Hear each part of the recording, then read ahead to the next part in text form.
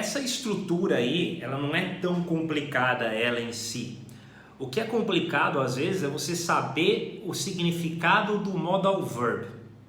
Então começa pela ideia assim, o que é um modal verb? Modal verb é um verbo atemporal, né? Então quer dizer, um verbo que não tem presente, nem passado, nem futuro. Se eu pego o verbo should, por exemplo, um conselho, você devia fazer isso, você devia fazer aquilo, isso é o melhor a se fazer, né? Se eu falo você devia estudar, eu estou te falando isso no presente. Você devia estudar, hein? Eu estou te falando agora. Só que a ideia é no futuro. Você devia estudar a partir de quando? De agora em diante. De agora para o resto do seu futuro. Então eu estou te falando no presente, mas a ideia é para o futuro. Então você está vendo que não é um verbo que tem especificamente presente, passado e futuro? E aí você me pergunta, e como que eu faço um passado de um modal verb? O passado de um modal verb é o que eles chamam de, sempre que você quiser colocar um modal no passado, está falando de um modal de oportunidade perdida, modal of lost opportunities.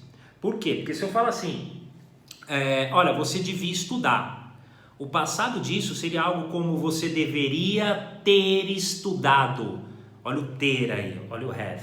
Você poderia ter feito. Você deveria ter finalizado. Você deveria ter começado, mas perdeu a oportunidade de. Então você sempre tem a palavra ter, você deveria ter, e você sempre tem o verbo no particípio, que eu chamo de ado, edo, ido. Então você deveria ter começado, você deveria ter feito, você deveria ter dito, e assim vai. Então o modal no passado, ele sempre vai ter essa estrutura. É porque como o verbo não tem presente, passado e futuro, você precisa fazer um ajuste aí para colocar a frase no passado. Então o verbo must em si, ele é um verbo modal, ele não está na sua tabelinha de verbo, ele não tem passado. Então se você quiser colocar a ideia de tipo, ela deve trabalhar, she must work, como obrigação, she must work. Se eu quiser colocar isso no passado, eu tenho que dizer ela deve ter trabalhado muito. She must have worked a lot. Ter trabalhado.